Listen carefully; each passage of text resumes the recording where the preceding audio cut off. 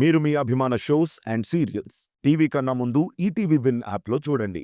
Download and subscribe to ETV win app. 99 రూపాయలు మాత్రమే. మౌన పోరాటం. కానీ నేను అనుక్షణం నాకు కడుపుంది, నాలో బిడ్డ పెరుగుతున్నాడు అని ఎన్ని ఊహలు పెంచుకుంటూ వచ్చాను.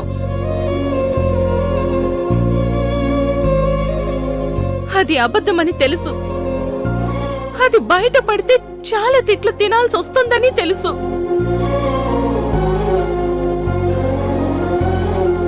కానీ ఎందుకు మోసాను ఆ అబద్ధాన్ని?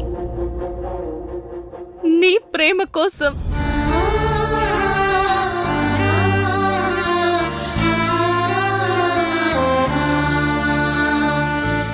అవును, నీ ప్రేమ కోసమే నేను అబద్ధం ఆడాను. ఏ ఆడపిల్లకైనా మొగుడు ప్రేమ అందరికంటే ఎక్కువ తనకే దక్కాలని ఆశ ఉంటుంది, నాకు ఉంది. కాని నా ఆశ ఎప్పటికీ సగమే తీరుతూ వచ్చింది. అందుకే కొన్ని రోజుల పాటైనా నీ ఫుల్ లవ్ నాకే దక్కాలని కోరుకున్నాను. నీ అటెన్షన్ అంతా నా మీదే ఉండాలని కోరుకున్నాను. అలాగే పొందాను. కాని ఇప్పుడు ఎంత ప్రేమ పొందాను, అంతకు రెట్టింపు ద్వేషాన్ని చూస్తున్నాను. ఇది భరించడం నా వల్ల కావడం లేదు. అయినా ఎదురు చూస్తున్నాను. నీకోసం చావకుండా ఎదురు చూస్తున్నాను. అయ్యో నక్షత్ర,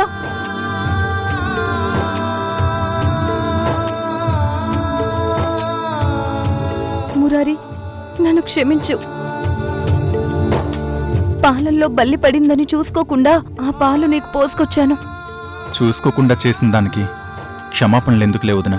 నిజంగా నక్షత్ర కనుక పాలు చూడకపోయుంటే ఈ పాటికి ఏమై ఉండేదో అనుకుంటేనే భయం వేస్తుంది. నక్షత్ర నిజంగా నిన్ను సేవ్ చేసింది మురారి. చూడు మురారి, నేను పాలల్లో బల్లి పడిన విషయం చూసుకోకుండా అవి తెచ్చి నీకిచ్చాను కాబట్టి వదిన చూసుకోకుండా తెచ్చిచ్చిందని నమ్మి నన్ను క్షమాపణ కూడా చెప్పక్కర్లేదు అన్నావు. అదే నక్షత్ర ఆ పాలు తెచ్చి నీకిచ్చుంటే ఖచ్చితంగా నక్షత్రే కావాలని ఆ బల్లి వేసి మళ్ళీ నన్ను కాపాడినట్టు నటించిందని చెప్పేవాడివి. ఇది మురారి, పాజిటివ్ థింకింగ్ కి నెగిటివ్ థింకింగ్ కి ఎగ్జాంపుల్. ఇక్కడ జరిగింది ఒక్కటే, కానీ పర్సన్స్ మారితే మన పర్సెప్షన్ మారుతుంది. అది వద్దు మురారి, నిజాన్ని నిజంగా ఒప్పుకుందాం ప్లీజ్.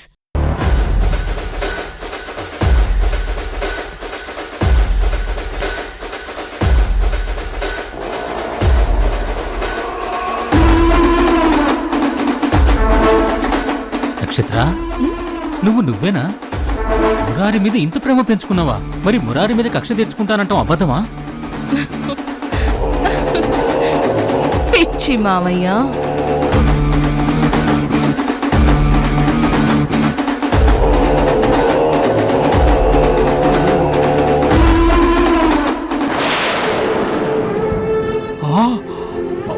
అంతే. అంటే అది ప్లాస్టిక్ బల్లా? అమ్మో అమ్మో అమ్మో అమ్మో నక్షత్ర, ఏమి నటించావు?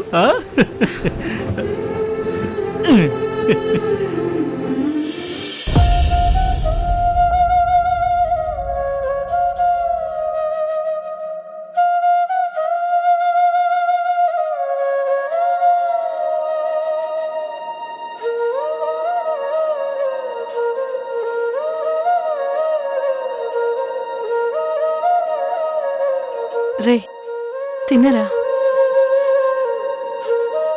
రే అన్నం తినరా.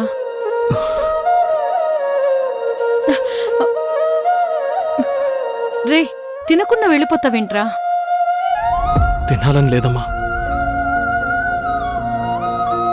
రే అది పోయినప్పటినుంచి ఇదే తంతు. బలవంతంగా నేను 2 ముద్దలు పెడితేనే కడుపులోకి ముద్ద వెళ్తుంది, లేదంటే అలాగే ఉంటున్నావు. ఏం చేయమంటావమ్మా? నేను తన జీవితం బాగుండాలనుకున్నాను, కానీ నేనే చివరికి తప్పు చేసినట్టు చూపించింది. నన్ను దూషణ చేసింది. తన చావుకి కారణమయ్యానన్న నేరాన్ని ఈ చేతికంటించి వెళ్ళిపోయిందమ్మా.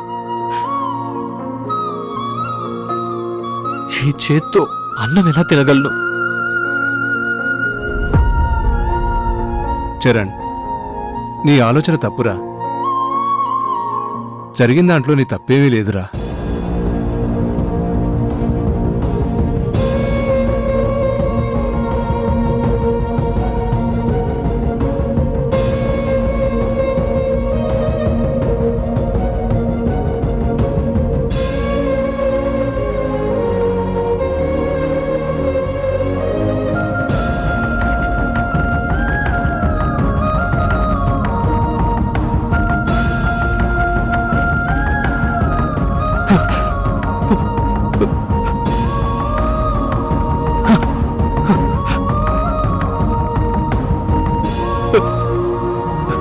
రేయ్ చరణ్, ఏమైందిరా?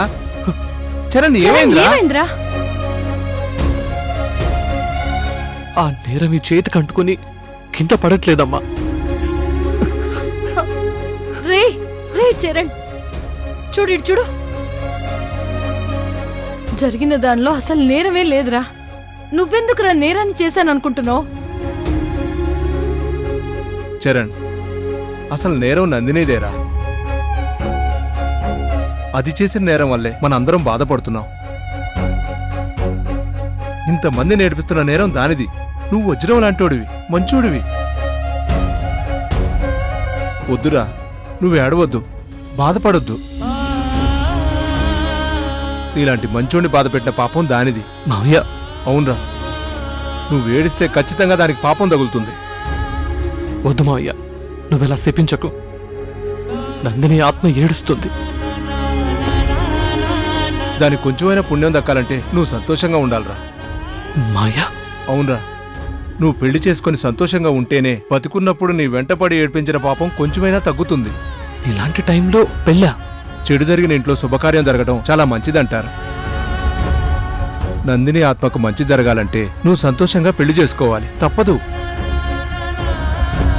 అవునరా, మావయ్య చెప్పేది నిజమే. అనుకున్న టైంకి నువ్వు పెళ్లి చేసుకో. పెళ్లిని వాయిదా వేయించొద్దు.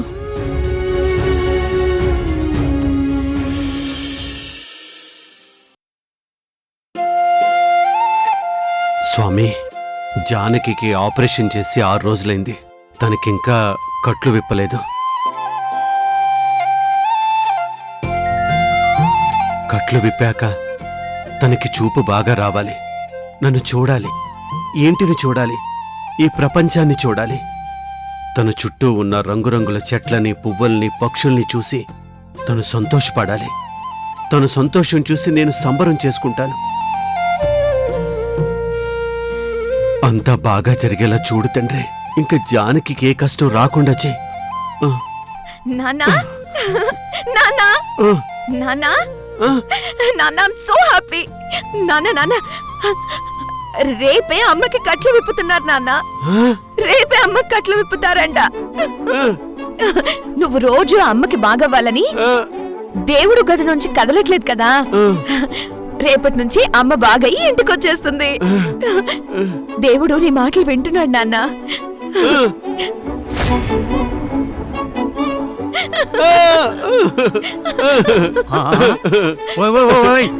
ఆగవే, ఆగు. నీ ఆనందంతో వాణ్ణి పడేసేలా ఉన్నావు. తాతయ్య, అమ్మకి కట్లు విప్పుతారంట తాతయ్య. అమ్మ ఇక మనందరినీ చూస్తుంది. అమ్మ నా పెళ్లి చూస్తుంది. నా పెళ్లి చూడాలనే తన కోరిక తీరుతుంది. అమ్మకి కొత్త జీవితం రాబోతుంది తాతయ్య. అమ్మ కొత్తగా పుట్టబోతుంది. ఇప్పుడు జానకి జీవితంలో వెలుగు రాబోతుంది. ఈ ఇంటికే వెలుగు రాబోతుంది. ఇదంతా దుర్గమ్మ చలవే. జానకి నేను కనపడతాను, కానీ నా జానకిని నేను నోరారా జానకి అని ఎప్పుడు పిలుస్తాను?